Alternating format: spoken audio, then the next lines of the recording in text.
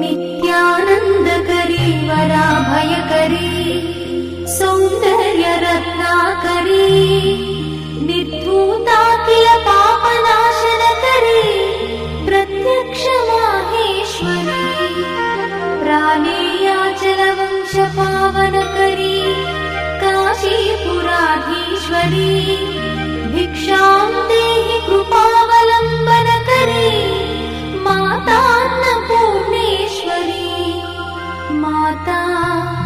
Annapurneshwari